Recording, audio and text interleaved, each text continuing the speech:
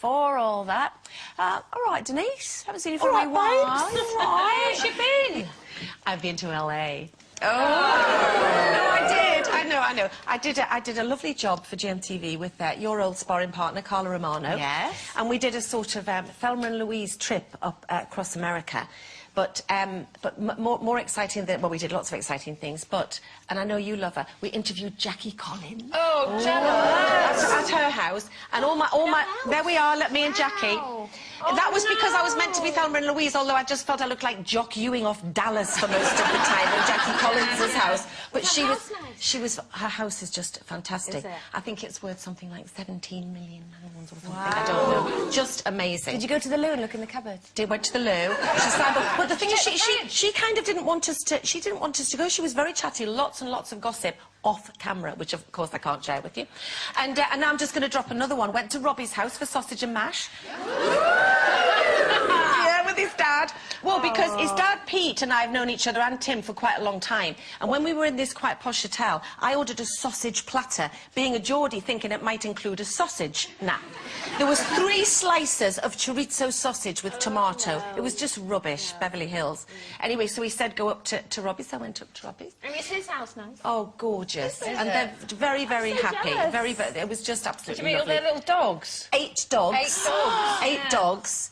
There was a little bit of an Osborne moment with a bit of a white carpet. Who did the driving then out of you two? Or did you have someone to drive? No, Carla did the driving. Well, you can imagine me doing the driving. That's terrified. There was absolutely no chance. But the other little highlight, just before... Keep it smooth, and bring it in the ear. But the other highlight was, because of my children's obsession with Michael Jackson, Louis had a Michael Jackson party for his 9th birthday, which Colleen came to with Kira, and Matthew's grown up loving Michael Jackson. We went to Neverland, which really is now no more than just a gate. I mean, they've even taken the Neverland off. There it is, at the gate. Me burst into tears.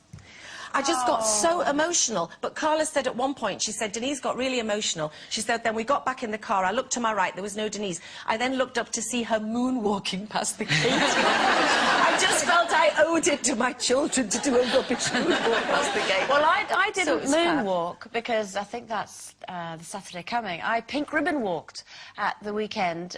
It was a very long walk in the rain to raise money and awareness for breast cancer care. Well, there was 20 miles or 10 miles, and me and Jackson, my dog, and my sister Linda, there's me and Jackson, we did the 10 miles. Oh, he's got a T-shirt He had a T-shirt on and everything. Where is that? Where is that? It was at Petworth House in West Sussex, and it was absolutely lovely. And can I just say I'm really sorry to the lady who I ran over, because when they honk and we all go, and Jackson went, and the lead kind of went like that, and I think I mowed somebody down, so I'm very, very sorry. How long did it take? Do you know what's really funny? You know, people go, oh, I did the London Marathon in 2.5 minutes. 4 hours to do 10 miles. 10 miles. So that means if I ever did the London Marathon, I'd probably still be walking now. Yes. Yeah.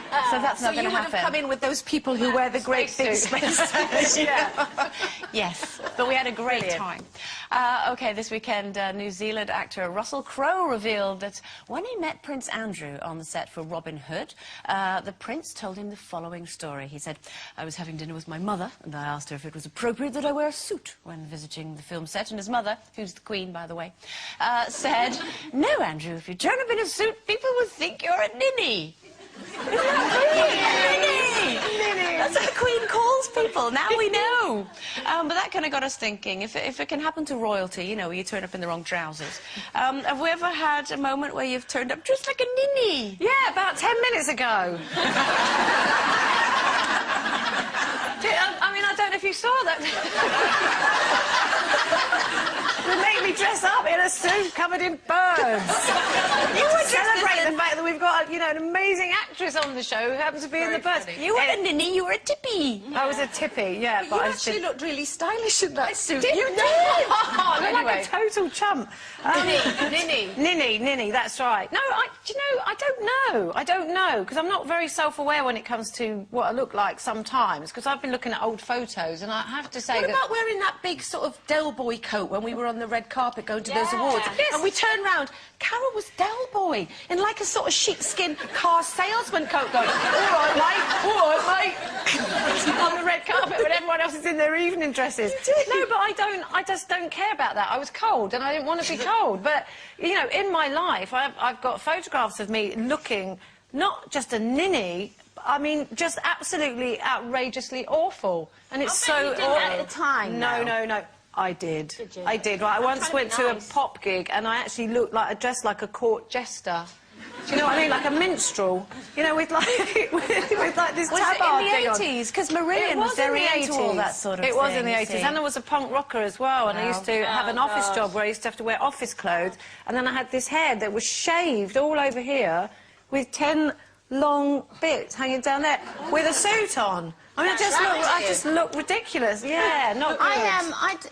I think I was always, when I was at school, I was a ninny, because my mum just, I was just always about a year and a half behind what I should have been. So when I was at school, the skirts went below your knee. But mine was just covering my knicker line. Why? They didn't fit your clothes because they were hand-me-downs. They were hand-me-downs, or they had to last me for the whole of my school life, so it just got shorter and shorter. Yeah. So See, now you'd be really cool. Yeah. Now I'd be cool, because it is, but, you know, but now my mother would have me in an ankle one. If you look at and I've done it with Kira. I made Kira complete ninny because I didn't read the letter home. And I brought her to school in her uniform. She looked very smart with her tie and that, but it was own clothes day. Oh, I've done that. So, anyway, I shoved her in the school office and ran home and got her proper clothes and brought them back. But I felt she looked at me like, how could you? Well, talking of children, it's more because of what I did with that with Matthew, which he still quotes. Years and years and years ago, Tim was working in Australia, and we went out there. Matthew was about 2. And he got invited to this little party, and they had to dress as a hippo. So I made this whole, I was really proud of myself, made this whole thing with this nose, with this grey nose that went out here, and these hand things like these, and these sort of horns like this, a hippo. We walked in, and it was a hippie party. And all the other kids had bands round their thing and pieces of gum, and he went, why am I dressed as a hippo?